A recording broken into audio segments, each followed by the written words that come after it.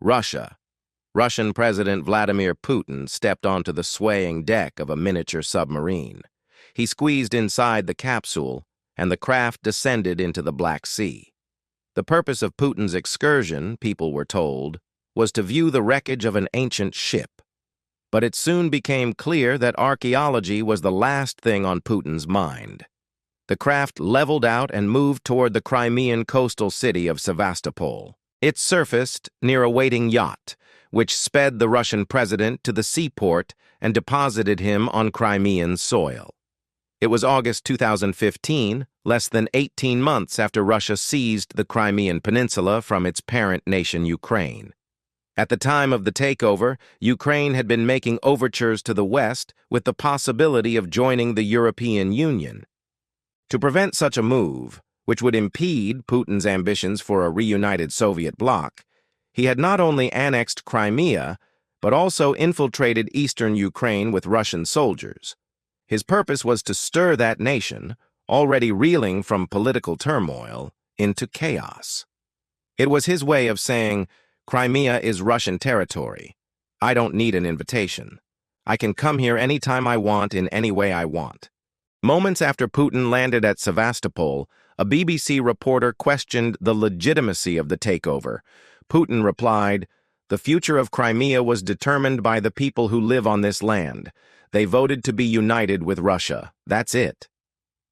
Given Putin's history, this aggressive takeover and hard-nosed attitude is not surprising. He began his career as a Russian KGB officer in 1975, when Russia, the ruling nation of the USSR, Union of Soviet Socialist Republics, was a major world power second only to the United States.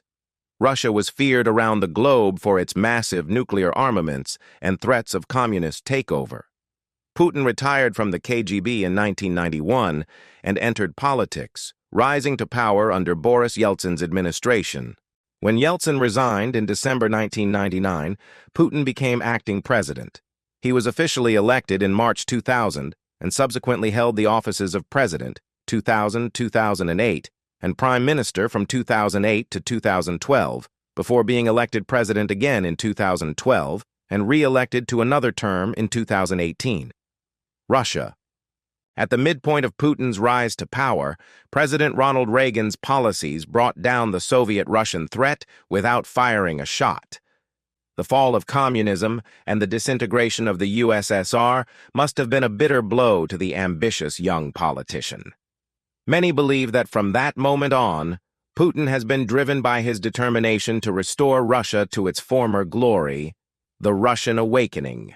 Many of us remember the Cold War between Russia and the United States, which lasted from 1947 to 1991. During that period, the possibility of nuclear war loomed over the world like a dark cloud. But that fear was moderated by U.S. military might and strong Western alliances. Now, in the absence of American will and the collapse of order in the Middle East, what will keep the world's old nemesis, Russia, from rising again? It appears Putin realizes this is his moment of opportunity and is taking advantage of it. Under his leadership, Russia has become increasingly aggressive on the world stage and increasingly dangerous. In March of 2018, a former Russian spy named Sergei Skripal was found on a park bench in Great Britain. His 33-year-old daughter was found next to him. Both had been poisoned by a nerve agent, and both were hospitalized for weeks before being moved to a secure location.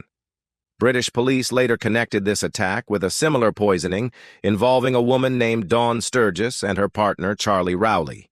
Ms. Sturgis did not survive that attack, having been exposed to a nerve agent after handling a contaminated perfume dispenser. After an extensive investigation, British intelligence identified two men as the primary suspects in both attacks, both thought to be members of the GRU, which is Russia's military intelligence service. British Prime Minister Theresa May said the attacks were almost certainly directed by senior members of the Russian government. Putin obviously wants to be recognized as a world leader of a world power. Where will his ambitions lead? As much as we would like to think Putin's manipulations merely reflect the antics of an overreaching dreamer, we have good reason to believe the Russian threat is real. In fact, we have evidence that at some point, Russia will ignite a world war like none other. Russia's aggressive moves today cast a long shadow into a future described by the prophet Ezekiel.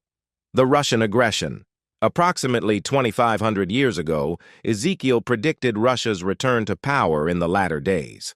In chapters 38 and 39 of his prophecy, he described the invasion of Israel by 10 entities, including Russia and a coalition of mostly Islamic nations. The nation we know today as Russia figures prominently in these scriptures. In Ezekiel's list of 10 names, the third name, Rosh, identifies the nation ruled by the leader of the coalition that will attack Israel. We have at least two strong reasons for believing that Rosh and Russia are the same. First, it is not hard to see the phonetic similarity between Rosh and Russia. Dr. John F. Walvoord says, "In the study of how ancient words came into modern language, it is quite common for the consonants to remain the same and the vowels to be changed. In the word Rosh, if the vowel O is changed to U, it becomes the root of the modern word Russia. Second, the Bible refers to the location of Israel as the middle of the earth. Thus says the Lord God, 'This is Jerusalem. I have set her in the midst of the nations and the countries all around her.' Ezekiel chapter 5, verse 5. So, whenever we find geographical directions in prophecy, they are given in relation to the position of Israel. The prophet Daniel described the ruler who would lead an attack against Israel in the latter days as the king of the north, Daniel chapter 11, verses 5 to 35. Ezekiel's prophecy says the invading armies will come to Israel from the far north, Ezekiel chapter 38, verses 6 and 15.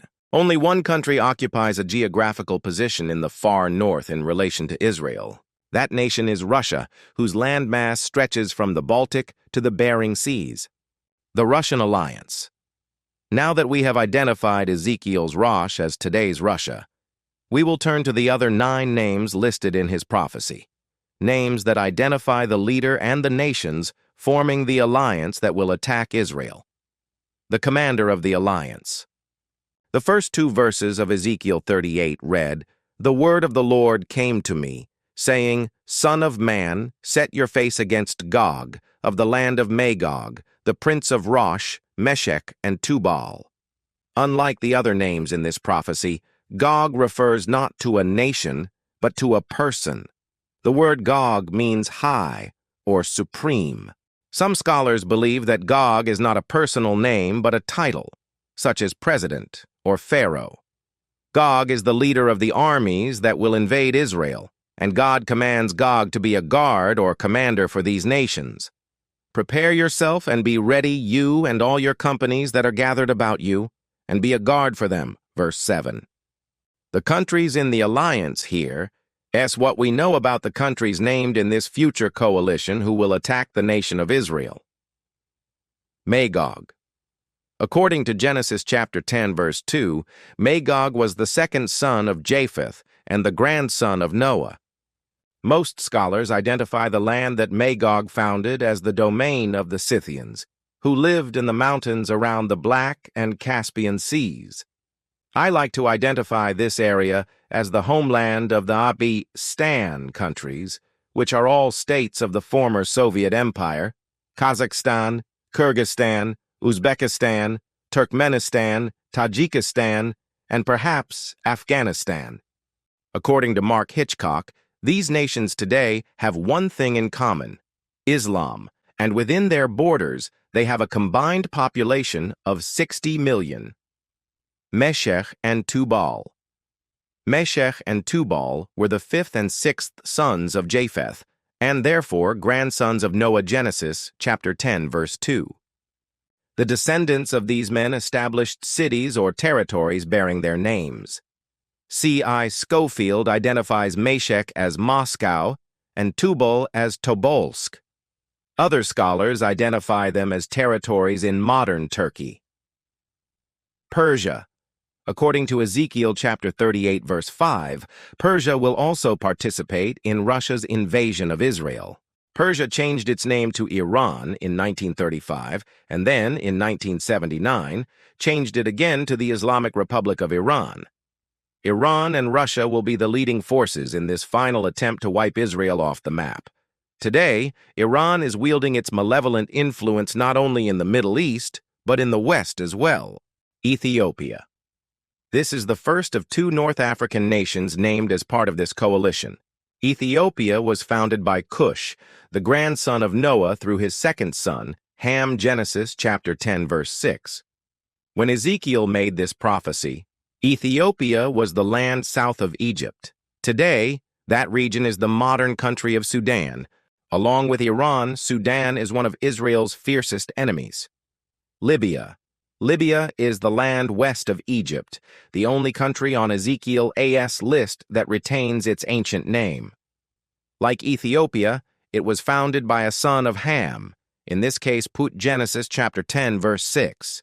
Today's Libya, along with Iran and Syria, is another of Russia's friends among the Islamic states. Modern Libya was ruled for 41 years by notorious dictator Muammar Gaddafi.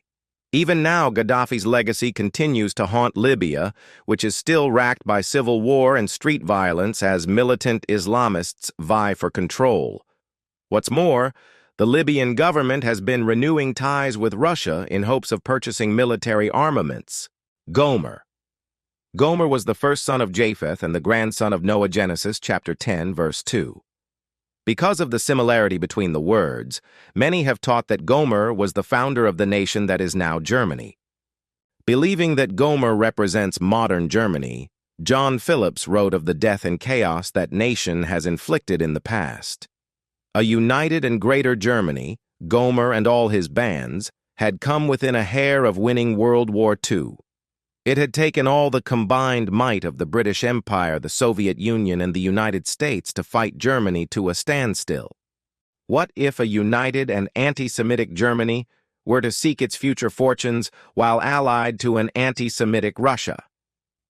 Togarmah. Togarmah was the third son of Gomer, son of Japheth. Genesis chapter 10, verse 3, and the great-grandson of Noah. Ezekiel located this nation for us. The house of Togarmah from the far north and all its troops. Ezekiel chapter 38, verse 6. Some commentators identify Togarmah with Turkey, noting a possible etymological connection between the name Togarmah and the names Turkey and Turkestan. These are the nations that will form a coalition and march against Israel, setting the stage for this gigantic world war focused on the Holy Land. Though the northern armies of Russia and Turkey will lead the coalition, they will be joined by Iran from the east, Sudan and Libya from the south, and possibly Germany from the west, in the form of a revived European coalition of nations. To darken the picture for Israel, Ezekiel added that the nation will have many peoples on its side, verse 9. Thanks for watching.